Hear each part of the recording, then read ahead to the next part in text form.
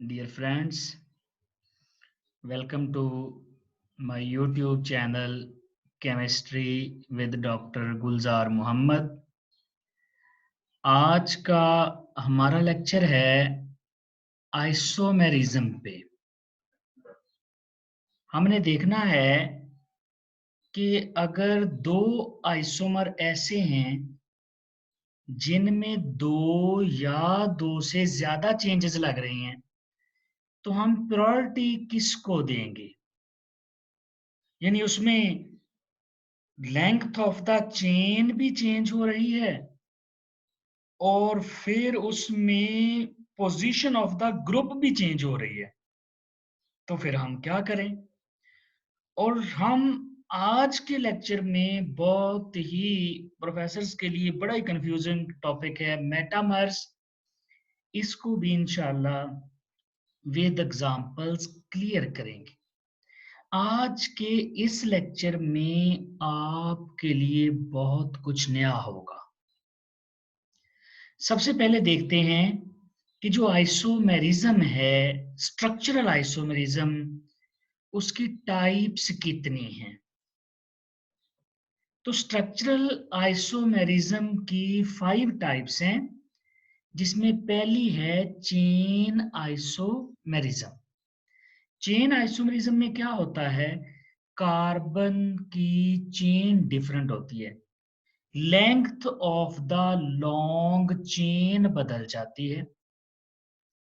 Number 2 पे है position isomerism, जिसमें जो साइड चेन है, जो ग्रुप है, उसकी पोजीशन बदल जाती है। याद रखें, वो ग्रुप जरूरी नहीं है फंक्शनल ग्रुप हो, वो कोई अल्काइल ग्रुप भी हो सकता है। तीसरे नंबर पे है हमारे पास फंक्शनल ग्रुप आइसोमेरिज्म, जिसमें सेम मॉलिक्यूलर फार्मूला लेकिन फंक्शनल ग्रुप डिफरेंट हो जाते हैं। चौथे नंबर पे हम देखेंगे बड़ी इंपॉर्टेंट टाइप मेटामेरिज्म, और लास्ट में है पांचवी टाइप टॉटोमेरिज्म, जिसमें हाइड्रोजन एटम की पोजीशन बदल जाती है। ये 5 टाइप्स हैं। आज हम इनमें डिफरेंशिएट करना सीखेंगे कि हमें कब पता चलेगा चेन है, कैसे पता चलेगा पोजीशन है, कब फंक्शनल ग्रुप होगी, कब मेटामरिज्म होगी, कब टॉटोमरिज्म होगी। तो सबसे पहले है कि हम प्रायोरिटी ऑर्डर इसका फाइनल कर लेते हैं कि अगर एक जो है आइसोमरिज्म मौजूद है किसी में, फॉर एग्जांपल फंक्शनल ग्रुप है और साथ टॉटोमरिज्म भी है, तो फिर हम क्या करें? चेन भी है, पोजीशन भी है, फिर क्या करें? तो इसमें हमारे पास सबसे पहले प्रायोरिटी ऑर्डर है, प्रेफरेंस है कि हमने सबसे पहले प्रायोरिटी किसको देनी है और बाद में किसको। सबसे जो हाईएस्ट प्रायोरिटी वाली आइसोमेरिज्म है वो है टॉटोमेरिज्म। टॉटोमेरिज्म के बाद नंबर आता है फंक्शनल ग्रुप आइसोमेरिज्म का। उसके बाद आ जाता है मेटामेरिज्म का। मेटामेरिज्म के बाद है चेन आइसोमेरिज्म, और लीस्ट प्रायोरिटी पे है हमारे पास पोजीशन आइसोमेरिज्म। ये हमारे पास प्रायोरिटी ऑर्डर है। ये हमारे पास है कि अगर दो डिफरेंट तरह की आइसोमेरिज्म मौजूद हो तो डिसाइड कैसे करेंगे कि किसको प्रेफर करें। तो सबसे पहले हाईएस्ट प्रायोरिटी टॉटोमेरिज्म, फिर functional group isomerism, metamerism, chain और पोजीशन आइसोमेरिज्म। अब हम इसको अंडरस्टैंड करते हैं विद एग्जांपल्स। तो अंडरस्टैंडिंग डेवलप करने के लिए पहली एग्जांपल है ब्यूटाइल क्लोराइड के आइसोमर। ब्यूटाइल क्लोराइड के 4 आइसोमर हैं, n butyl chloride, isobutyl chloride, तीसरा है सेकेंडरी ब्यूटाइल, तीसरा है आइसोब्यूटाइल क्लोराइड और लास्ट है टर्शरी ब्यूटाइल क्लोराइड। अगर आप 1 और 2 को देखें, 1 में लॉन्ग चेन में 4 कार्बन है, 2 में भी लॉन्ग चेन में 4 ही कार्बन है।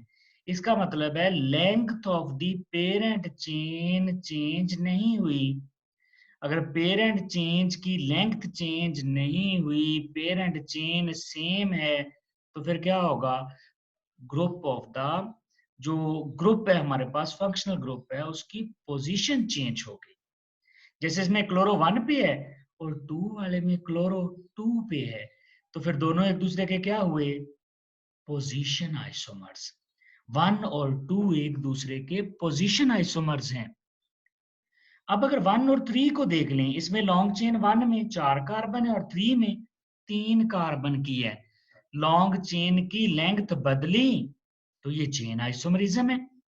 अगर आप फंक्शनल ग्रुप की पोजीशन देख लें तो 1 में भी 1 पे है, 3 में भी 1 पे है, तो मसला ही कोई नहीं है, नो इश्यू।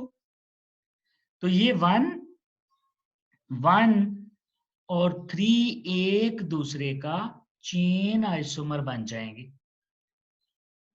इसी तरह अगर आप 1 और 4 को देखें तो 1 में लॉन्ग चेन 4 कार्बन वाली है, 4 में 3 कार्बन वाली है।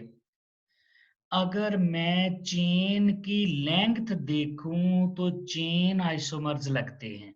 1 और 4 एक दूसरे के चेन आइसोमर लग रहे हैं। लेकिन अगर मैं फंक्शनल ग्रुप की पोजीशन देख लूं, 1 वाले में फंक्शनल ग्रुप 1 पे है और 4 वाले में 2 पे है।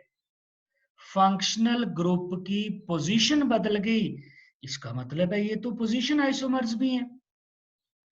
तो ये एक दूसरे के चेन आइसोमर्स भी हैं और पोजीशन आइसोमर्स भी हैं। हम प्रायोरिटी किसको देंगे? हम प्रायोरिटी ऑर्डर के मुताबिक प्रायोरिटी देंगे चेन आइसोमर्स को। तो 1 और 4 एक दूसरे के चेन आइसोमर्स हैं। क्यों? क्योंकि जो पोजीशन आइसोमरिज्म है वो तो लीस्ट प्रायोरिटी में है, चेन को प्रेफर करते हैं, हालांकि ये चेन आइसोमर्स भी हैं। 1 और 4 2, ये 1 क्लोरो और ये 2 क्लोरो है, लेकिन प्रेफर किसको करेंगे? चेन आइसोमर्स को। प्रेफर किसको करेंगे? चेन आइसोमर्स को प्रेफर करेंगे। इसी तरह देखें 2 और 3 को, 2 में लॉन्ग चेन कितने कार्बन की है?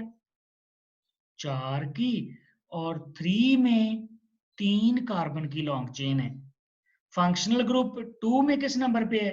2 पे, और 3 में 1 पे। तो अब देखें 2 और जो 3 हैं ये पोजीशन आइसोमर्स भी लग रहे हैं। क्यों? क्योंकि देखिए 2 में किस नंबर पे है?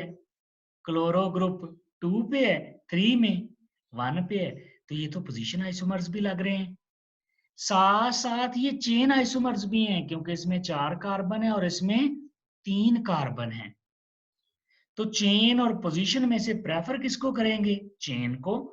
तो 2 और 3 आर चेन आइसोमर्स। इसी तरह अगर आप 2 और 4 की बात कर लें तो 2 में लॉन्ग चेन 4 कार्बन की है और 4 में लॉन्ग चेन 3 कार्बन की है। तो लॉन्ग चेन की लेंथ बदल गई, इसका मतलब है ये एक दूसरे के चेन आइसोमर्स हैं। फंक्शनल ग्रुप 2 में भी 2 पे है और 4 में भी 2 पे है, तो फंक्शनल ग्रुप का तो इसमें इश्यू ही नहीं है। अगर 3 और 4 को देखें, 3 लॉन्ग चेन कितने कार्बन की है? 3 में 3 कार्बन की। और अगर 4 में देखें तो लॉन्ग चेन कितने कार्बन की है? 3 कार्बन की। दोनों में पेरेंट चेन की लेंथ सेम है। फर्क इस बात का है, एक में क्लोरो ग्रुप 1 पे है और दूसरे में 2 पे है। एक 1 क्लोरो है, दूसरा 2 क्लोरो है, तो दोनों एक दूसरे के फिर क्या हुए? पोजीशन आइसोमर्स हुए। डियर फ्रेंड्स, मजीद क्लैरिटी के लिए और एग्जांपल लेते हैं ताकि हमें ये आइडिया अच्छे तरीके से क्लियर हो जाए। इसमें देखें हमारे पास एसिटल्डिहाइड है। एसिटल्डिहाइड का अगर ये मिथाइल वाला हाइड्रोजन ऑक्सीजन के पास भेज दें, यानी हाइड्रोजन एटम की पोजीशन बदल दें, तो ये दूसरा आइसोमर आ जाता है जो कि विनाइल अल्कोहल है। एसिटल्डिहाइड में फंक्शनल ग्रुप है फॉर्माइल एल्डिहाइड, जबकि विनाइल अल्कोहल में फंक्शनल ग्रुप है डबल बॉन्ड और OH। तो दोनों में फंक्शनल ग्रुप डिफरेंट है और दोनों में हाइड्रोजन एटम की पोजीशन भी डिफरेंट है। इसका मतलब है ये टॉटोमर्स भी हैं और फंक्शनल ग्रुप आइसोमर्स भी हैं। तो फिर हम प्रेफर किसको करेंगे?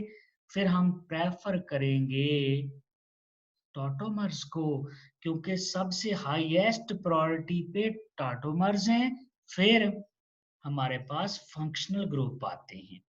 तो 1 और 2 ये दोनों एक दूसरे के टॉटोमर्स हैं। एक और एग्जांपल लेते हैं, एसीटोन।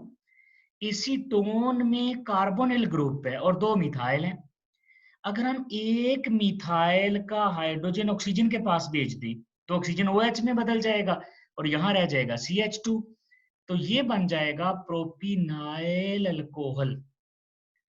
अब इसमें कार्बोनिल फंक्शनल ग्रुप है, यहां पर डबल बॉन्ड भी है और हाइड्रोक्सिल भी है। फंक्शनल ग्रुप डिफरेंट है और हाइड्रोजन की पोजीशन भी डिफरेंट है, यानी ये टॉटोमर्स भी हैं और ये फंक्शनल ग्रुप आइसोमर्स भी हैं। तो फिर किसको प्रेफर करेंगे? टॉटोमर्स को। तो 3 और 4 भी एक दूसरे के टॉटोमर्स हैं। नेक्स्ट है हमारा जो आज का मेन ज्यादा कंफ्यूजिंग टॉपिक है, वो है मेटामर्स। मेटामर्स में same functional group, same molecular formula, same double bond equivalent, same length of the parent chain और सबसे अहम बात, मेटामरिज्म के लिए सबसे इंपॉर्टेंट बात, different size of alkyl group है। हम देखेंगे कि सारी कंडीशन मेटामरिज्म की पूरी हो रही हैं, लेकिन लेंथ ऑफ द या size of the alkyl group same है, साइज सेम है, तो मेटामर्स नहीं होंगे।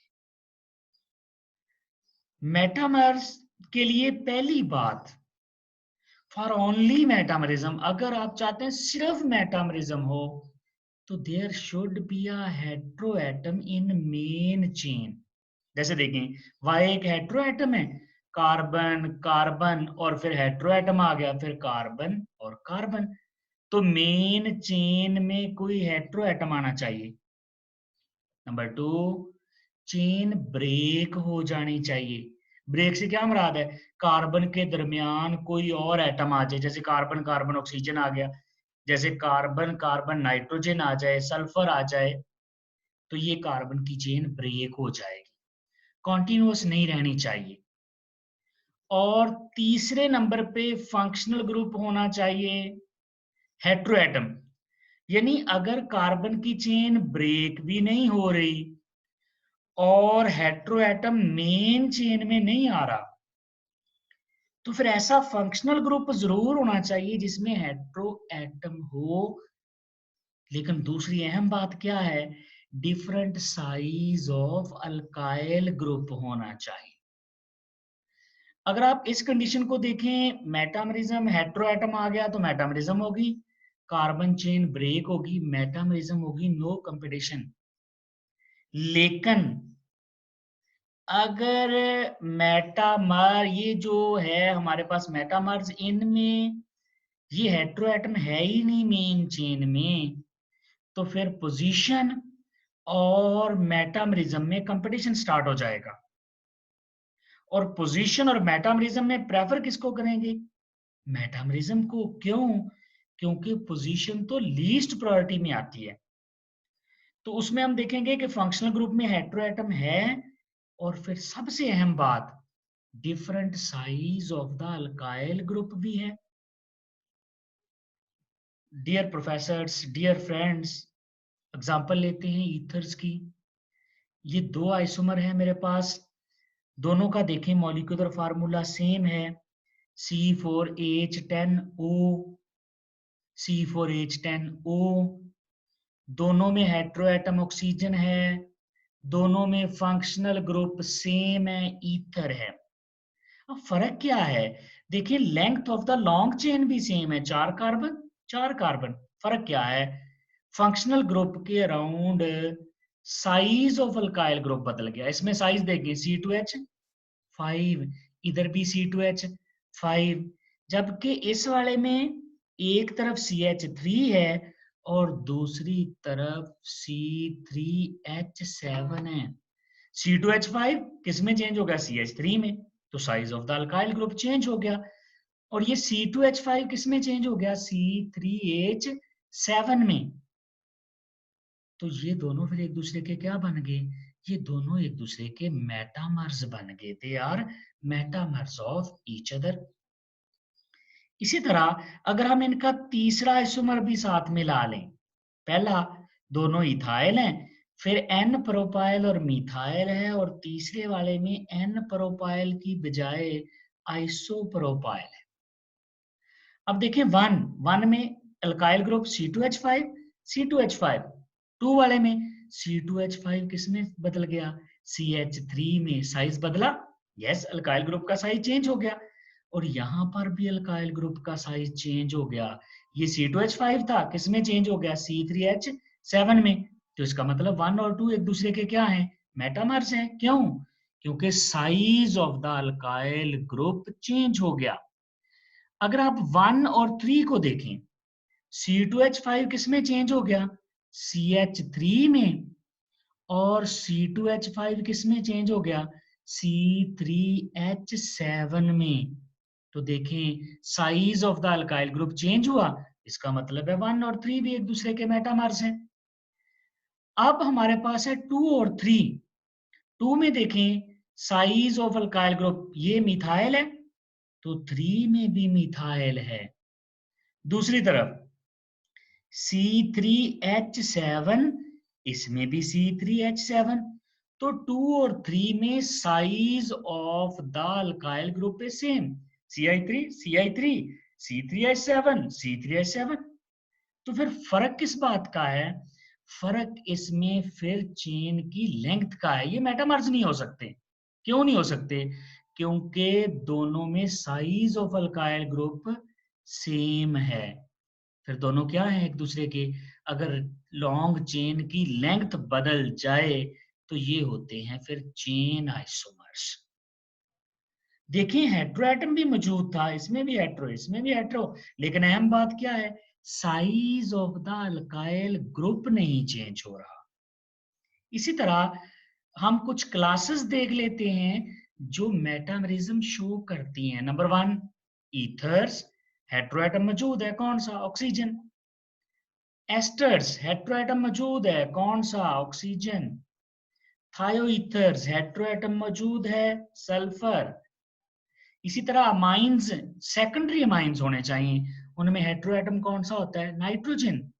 इसी तरह अमाइड्स, अमाइड्स भी सब्स्टिट्यूटेड होने चाहिए, उनका अमाइन ग्रुप सब्स्टिट्यूटेड हो तो उनमें भी मेटामरिज्म होगी। और लास्ट में एनहाइड्राइड्स, उनमें भी हेटेरोएटम ऑक्सीजन है। इसके अलावा और भी बड़ी एग्जांपल्स हैं, जैसे सल्फोनेट्स वगैरह हैं। अब चलते हैं बड़ी ही जो सबसे ज्यादा कंफ्यूजिंग एग्जांपल है, वो है कीटोन्स की, जो सबसे ज्यादा कंफ्यूज करती है। कीटोन्स में मैं पेंटानोन की आइसोमर लिख लेता हूं, this is 3 pentanone, next 2 pentanone, और इसी तरह इसी का एक और आइसोमर है, आइसोप्रोपाइल मिथाइल कीटोन। पहले वाले में देखें इथाइल ग्रुप C2H5, दूसरी तरफ भी C2H5।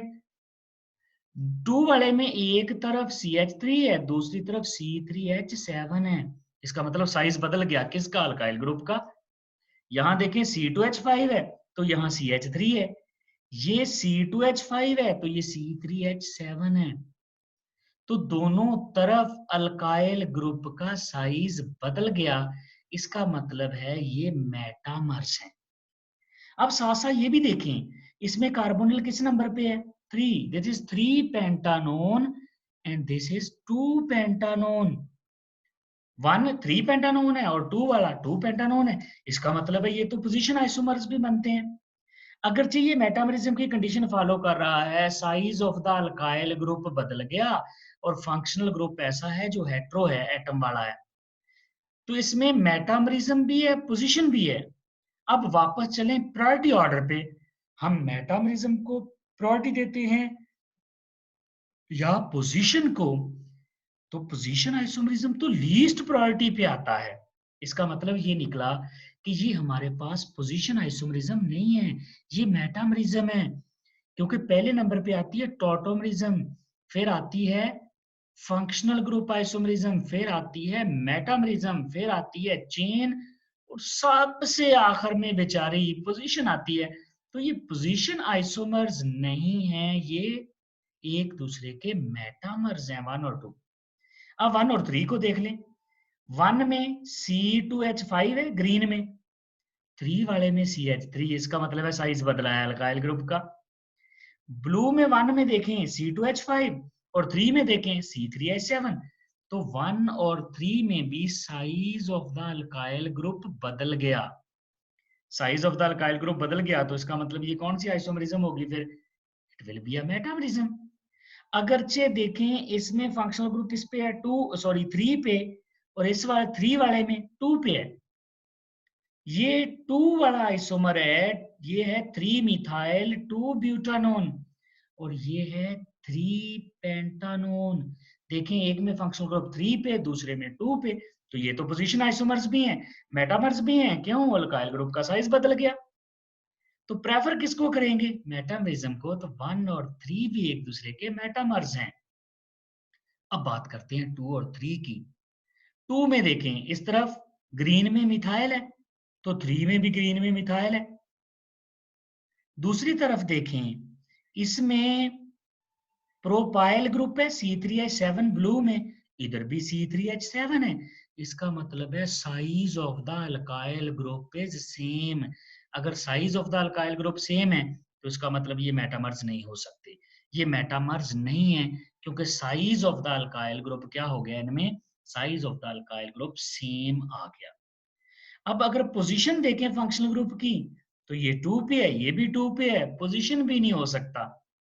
लॉन्ग चेन की लेंथ देखें, इसमें लॉन्ग चेन में कितने कार्बन है? 5, इसमें कितने? 4। तो इसका मतलब है ये एक दूसरे के चेन आइसोमर्स बनेंगे। तो इस तरह ये जो कीटोन वाला प्रॉब्लम है कि ये मेटामर्स हैं या पोजीशन आइसोमर्स हैं, ये सॉल्व हो जाएगा। क्योंकि मेटामरिज्म को हम प्रेफर करते हैं पोजीशन आइसोमरिज्म पे।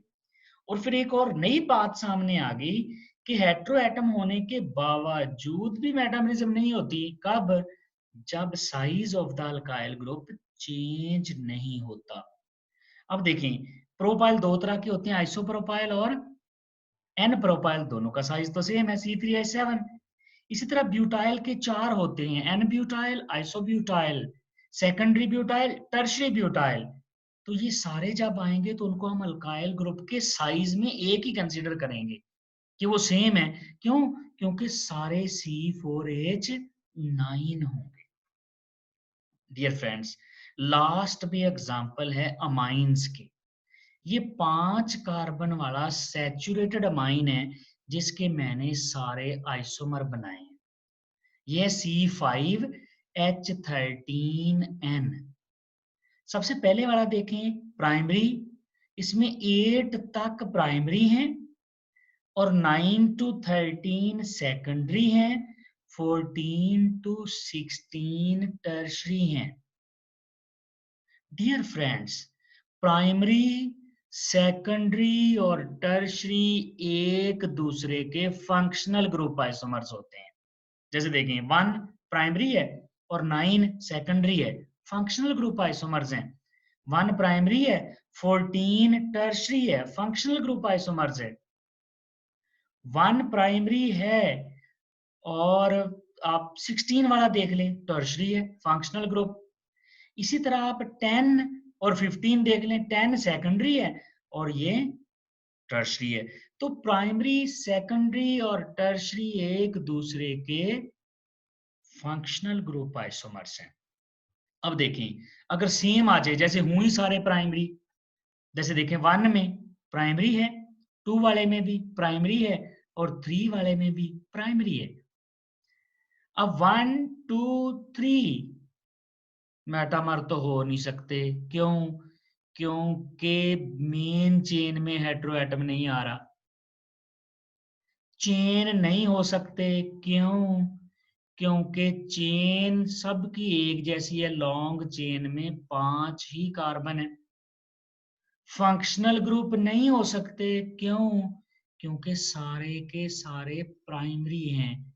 तो फिर बच गई, क्या गई पोजीशन बच गई। ये 1 अमाइनो है, ये 2 अमाइनो पेंटेन है, ये 3 अमाइनो पेंटेन है। अब अगर आप 1 और 4 को देख लें, 1 में अमाइनो 1 पे, 4 में अमाइनो 1 पे है, तो अमाइनो ग्रुप की पोजीशन तो सेम आ गई। इसमें लॉन्ग चेन कितने कार्बन की है? 5। 4 वाले में लॉन्ग चेन 4 कार्बन की है। इसका मतलब है 1 और 4 चेन आइसोमर्स हैं। इसी तरह अगर आप 5 और 6 देखें, 5 लॉन्ग चेन में कितने कार्बन है? 4। और 6 में लॉन्ग चेन में 4। लॉन्ग चेन की लेंथ सेम है। इसमें अमाइनो ग्रुप 1 पे है और 6 वाले में अमाइनो ग्रुप 2 पे है। ये 1 अमाइनो, ये 2 अमाइनो, तो क्या बन गए एक दूसरे के पोजीशन आइसोमर्स। मेटामर्स नहीं हो सकते, क्यों? हेटेरोएटम नहीं है मेन चेन में। फंक्शनल ग्रुप नहीं हो सकते क्योंकि दोनों प्राइमरी हैं। चेन नहीं हो सकते क्योंकि लेंथ जो है लॉन्ग चेन की लेंथ सेम है। तो ये दोनों फिर एक दूसरे के क्या बन गए? Position isomers. अगर आप 6 और 7 को देखें, 6 में अमाइनो ग्रुप 2 पे, 7 में भी अमाइनो ग्रुप 2 पे, इसका मतलब ये निकला कि इसके लिहाज से तो ये पोजीशन नहीं है। लॉन्ग चेन 4-4 कार्बन की है, इसका मतलब है चेन आइसोमर भी नहीं हो सकते। चेन आइसोमर नहीं है। मेटामर्स नहीं है क्योंकि मेन चेन में कोई हेटेरोएटम ही नहीं है। इसी तरह ये फंक्शनल ग्रुप भी नहीं है, दोनों प्राइमरी हैं। तो बच क्या गया? ये जो मिथाइल ग्रुप है उसकी पोजीशन का फर्क है। तो ये दोनों फिर एक दूसरे के क्या बन गए? पोजीशन आइसोमर्स बन गए। इसी तरह यहां देखिए 7 में लॉन्ग चेन में 4 और इसमें लॉन्ग चेन में 3 कार्बन है। लॉन्ग चेन की लेंथ ही बदल गई, चेन आइसोमर। अलबत्ता देखिए इसमें 1 अमाइनो है, इसमें 2 अमाइनो है, पोजीशन भी है साथ। पोजीशन भी है, चेन भी है। प्रेफर किसको करेंगे? चेन को। पोजीशन तो लीस्ट प्रायोरिटी में आता है बेचारा। 9 को देखें और 10 को देखें। 9 में एक तरफ CH3, 10 में भी CH3। 9 में दूसरी तरफ है C4H9, 10 में भी C4H9 है। Size of the alkyl group same है। इसका मतलब मेटामर नहीं है, अगरचे हेटेरोएटम आ गया लॉन्ग चेन में, लेकिन size of the alkyl group नहीं बदला। इसमें देखें लॉन्ग चेन में 5 कार्बन है, इसमें लॉन्ग चेन में 4 कार्बन है, तो ये चेन आइसोमर बन जाएंगे। फंक्शनल ग्रुप भी नहीं हो सकते, क्यों? क्योंकि दोनों सेकेंडरी अमाइंस हैं। इसी तरह अगर आप देख ले 9 और 11, 9 में क्या है? CH3 है एक तरफ और 11 में C2H5 है। फर्क आ गया। 9 में C4H9 है लेफ्ट साइड पे और 11 में C3H7 है। तो ये एक दूसरे के मेटामर बन गए। क्यों? Size of the alkyl group change हो चुका है। इसी तरह आप टर्सरी वाले देख लें, ये मिथाइल 14 में मिथाइल, मिथाइल और प्रोपाइल, तो यहाँ देखिए साइज बदल गया। मिथाइल क्या बन गया? इथाइल। इधर प्रोपाइल क्या बन गया? इथाइल। चेंज आ गई अल्काइल ग्रुप में। तो ये मेटामर्स हैं। लॉन्ग चेन 5 कार्बन की है मेन, इसमें सॉरी 4 की है, इसमें भी 4 की है, एक नाइट्रोजन है 5वां। तो इसका मतलब है ये चेन आइसोमर नहीं हो सकते। और फिर अगर फंक्शनल ग्रुप की पोजीशन देखनी है तो फंक्शनल ग्रुप की पोजीशन डिफरेंट है यहाँ पर लेकिन फंक्शनल ग्रुप की पोजीशन अगर देखें तो पोजीशन आइसोमरिज्म तो लीस्ट प्रायोरिटी में आता है। तो फिर किसको प्रेफर करेंगे? मेटामरिज्म को। ये मेटामर बने, फंक्शनल ग्रुप नहीं हो सकते, दोनों टर्शरी हैं। इसी तरह देखें, अगर आपके पास आ जाए 14 और 16, मिथाइल, उधर भी मिथाइल, फिर मिथाइल है, लेफ्ट साइड पे मिथाइल है, इसका मतलब नहीं बदल रहा। ये C3H7 है, ये C3H7 है। तो इसमें size of alkyl group same है। इसका मतलब है ये मेटामर्स नहीं है, दोनों टर्शियरी अमाइंस हैं, फंक्शनल ग्रुप आइसोमर्स भी नहीं है। ये 2 पे है अमाइनो ग्रुप, जो अमाइन ग्रुप है, इसका मतलब है पोजीशन भी नहीं है। इसमें लॉन्ग चेन में 4 कार्बन है, इसमें 3 है, तो दोनों एक दूसरे के चेन आइसोमर्स हो गए। तो ये है हमारा डियर फ्रेंड्स आज का लेक्चर। उम्मीद है आपको बहुत ज़्यादा नई चीज़ें मिली होंगी और आइसोमरिज़्म के बारे में आपके कंसेप्ट काफ़ी क्लियर होंगे। कल इंशाल्लाह आइसोमरिज़्म के बारे में कुछ और अहम चीज़ें लेकर आपकी खिदमत में हाज़िर होऊँगा। Thank you very much.